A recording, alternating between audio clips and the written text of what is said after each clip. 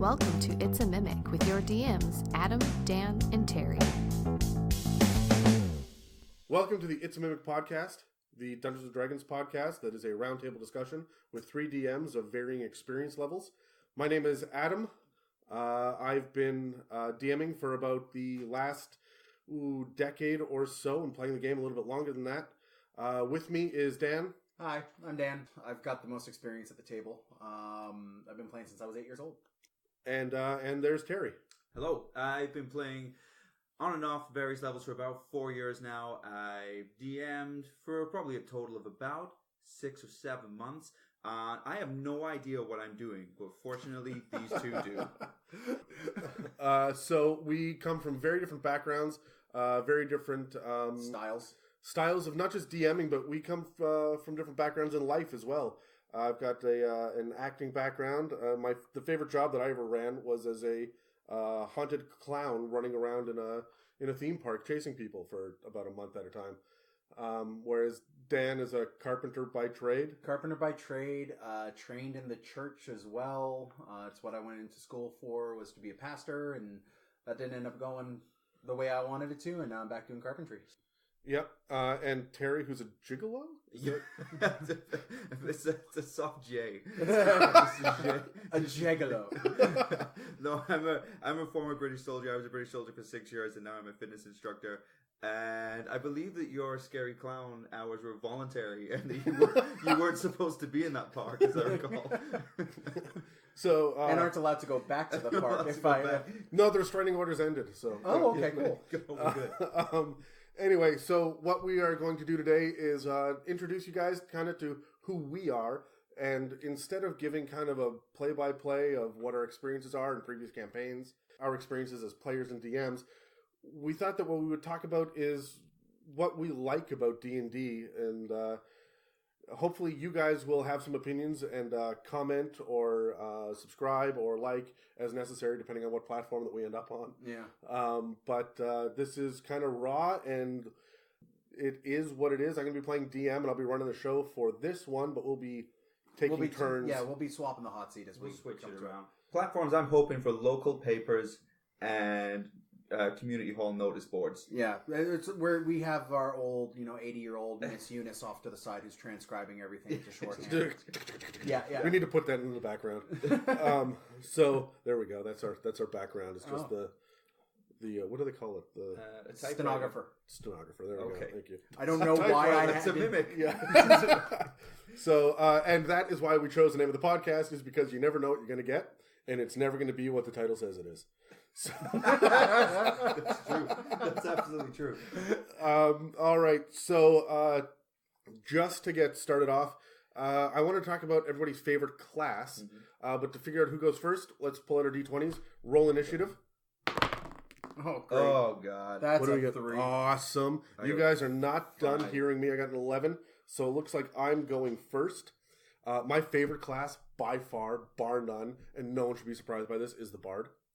Yep. Yeah, the character that just does not stop talking and has all of the diplomacy. I will just give up on every mechanic available because all I want to do is talk my way through every scenario. In the last game that I played as a player, I ended up accidentally teleporting my way into the boss's, like the big bad evil guy's big room, and we'd never seen each other before, and he's got all these minions around, and they're all drawing weapons and prepping spells, like, you shouldn't be here. I'm like, well... I've been sent by the kobold god of death to aid you against the enemies that have infiltrated your keep. Dan was the DM in that game. Yeah. Dan was the DM. And I was just sitting there like, what? You can't prep for that. Yeah. You can't. So I absolutely love doing that. I mean, I rolled a die for it, like I hit a 19. So he allowed me to do it, but...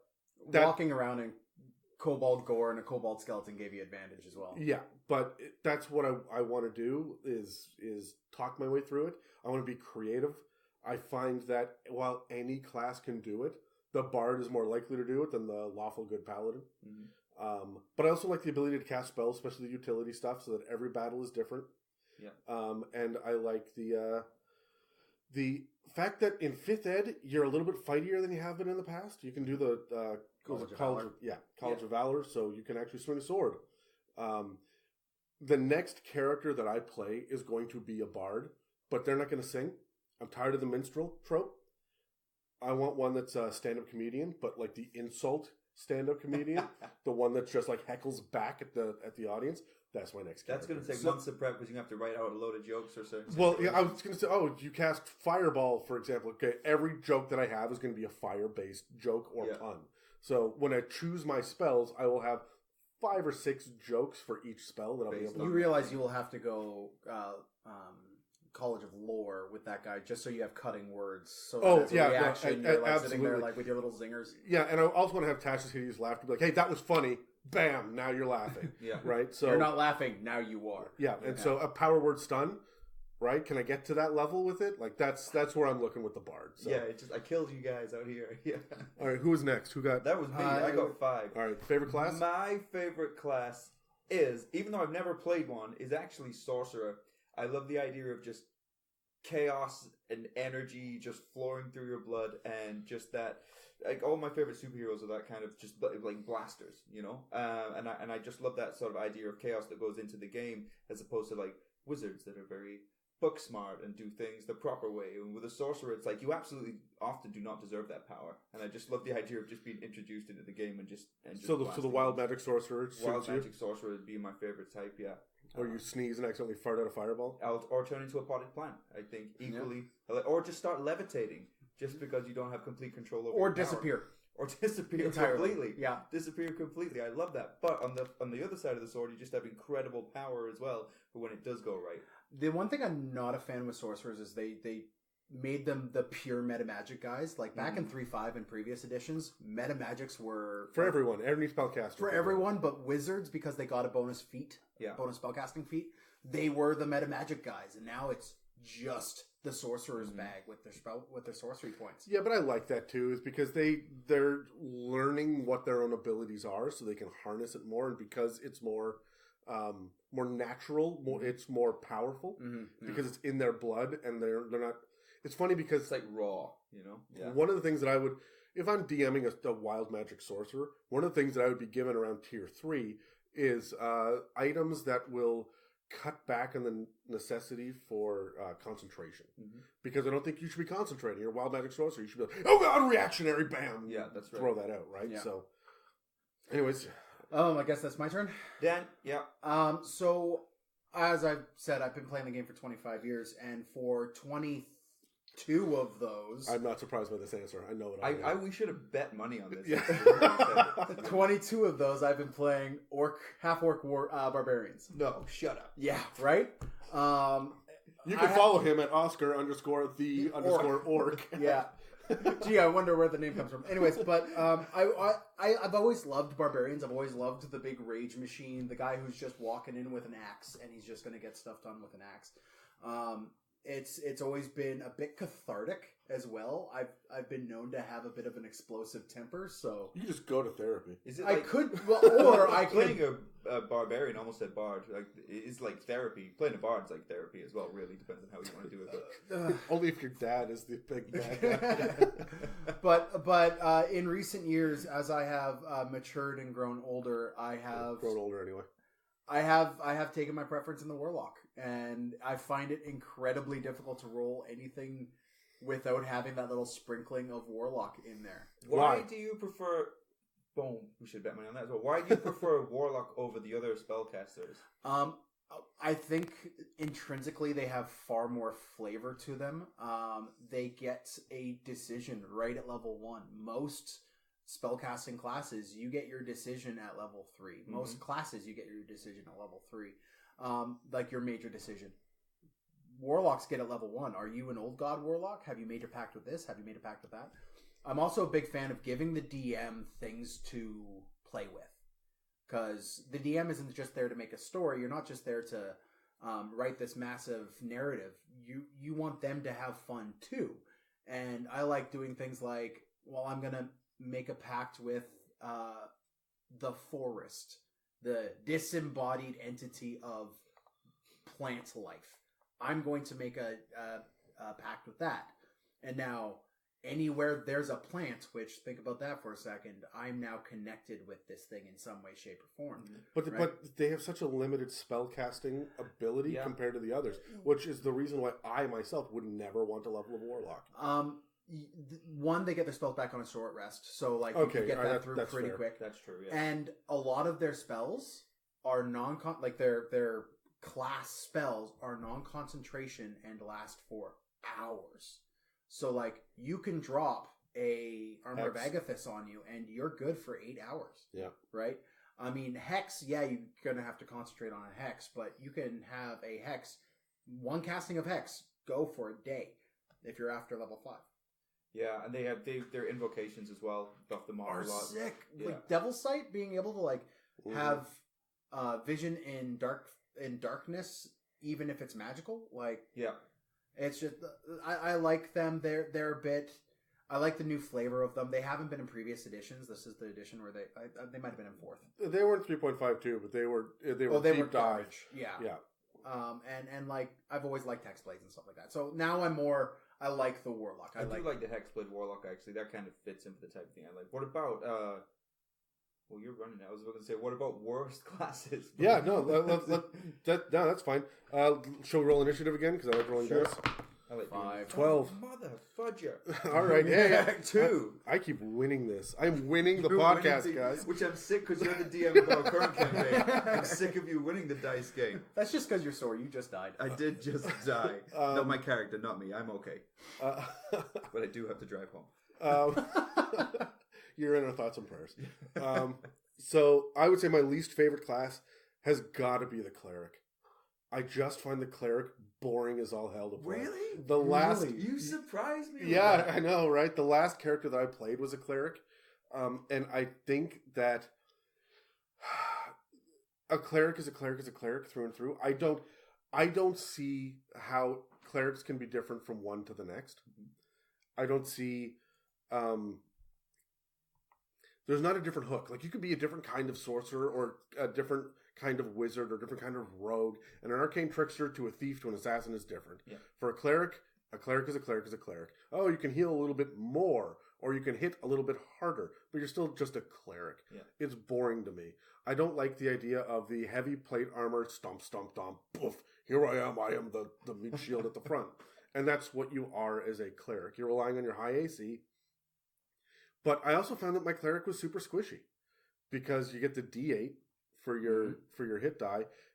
So if you are in mid-tier levels, you don't have that full plate yet. And you're shoehorned into the role as the healer. Like you're not front level, but you are just behind them. There's definitely expectations on you as well. Like your party members, whether they admit it or not, are going to be giving you funny looks if you keep casting Guiding Bolt when you should be casting Cure Wounds. Oh, yeah. I love it. I'm running a game right now that has 2 clerics in it.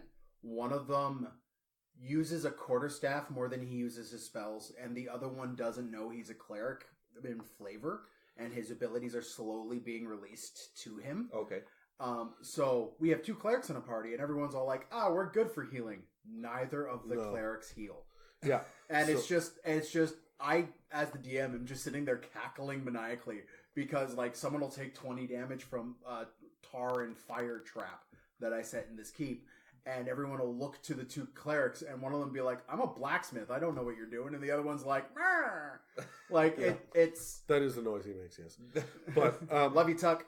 But no, the thing about a cleric is that you need high wisdom. You'll probably get high constitution, and then what, strength?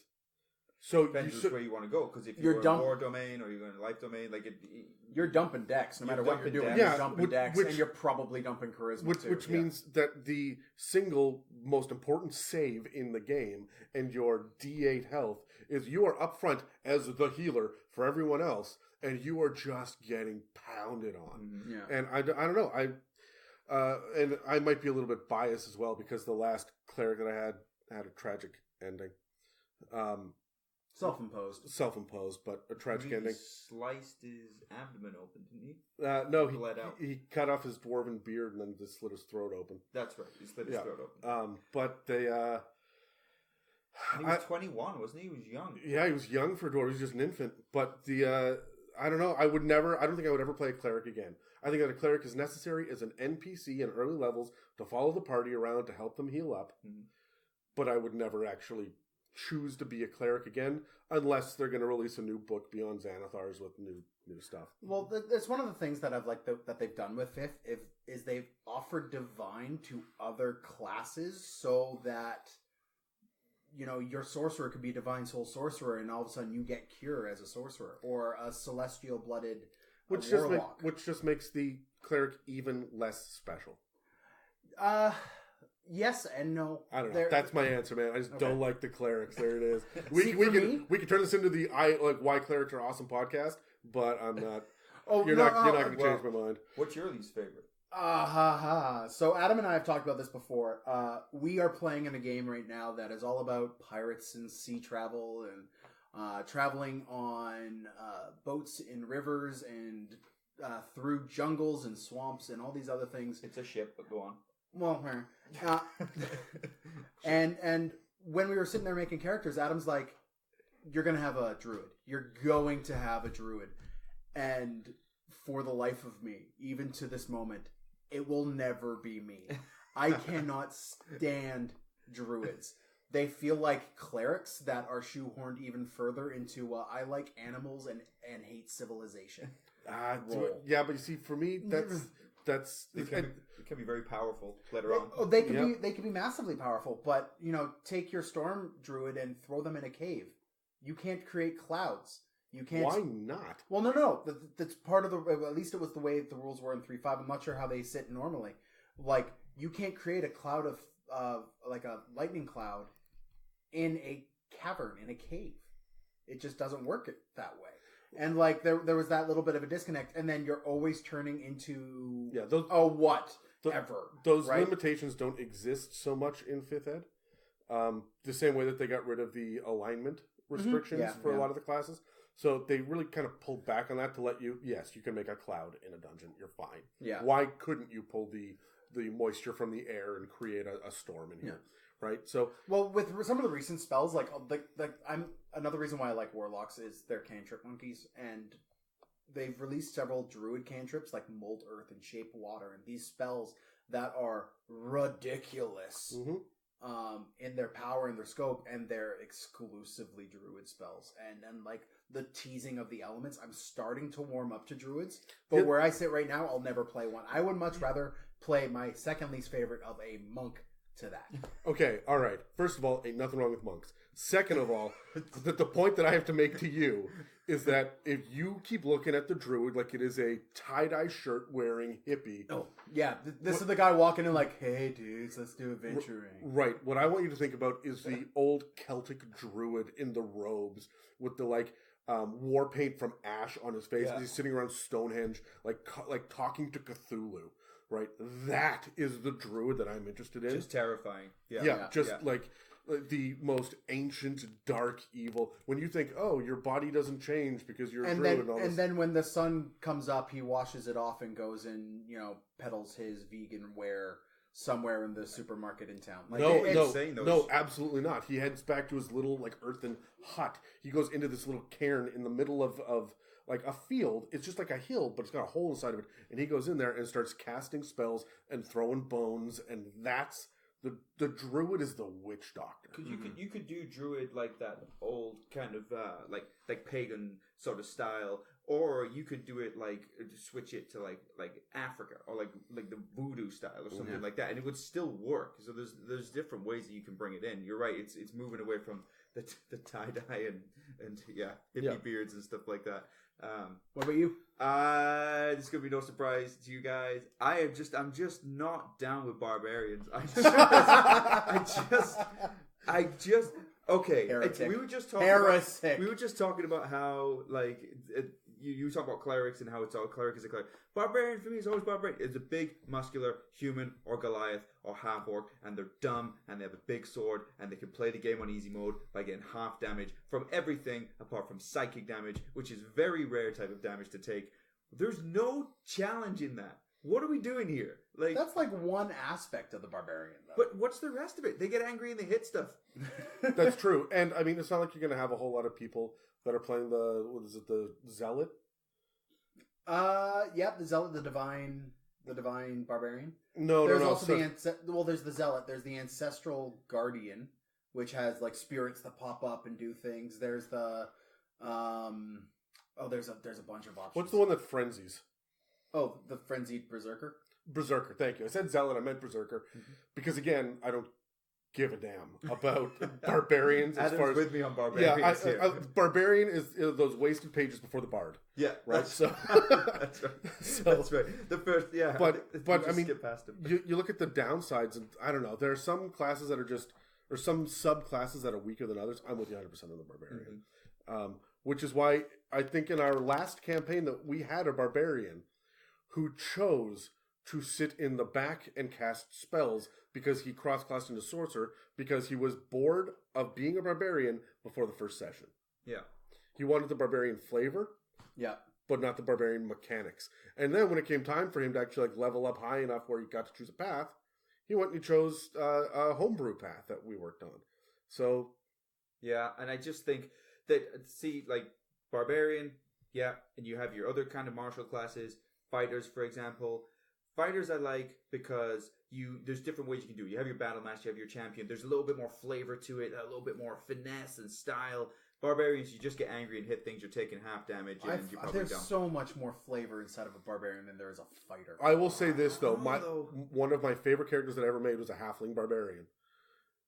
I can be convinced. My mind can be changed, but it has not been yet. Like Dan got pissed off and pulled out the I player's did. handbook. You do not sully the barbarian, sir. People out there would agree with you, and those people are non-creative idiots. Hot take. You can reach Terry. No, okay. So I'm going to mix it up a little bit. Let's roll initiative. Thanks for listening to It's a Mimic. Enjoyed this teaser? Want more? Follow us on social media or visit itsamimic.com. The official first full episode premieres January 29th, 2019. Be awesome and tune in.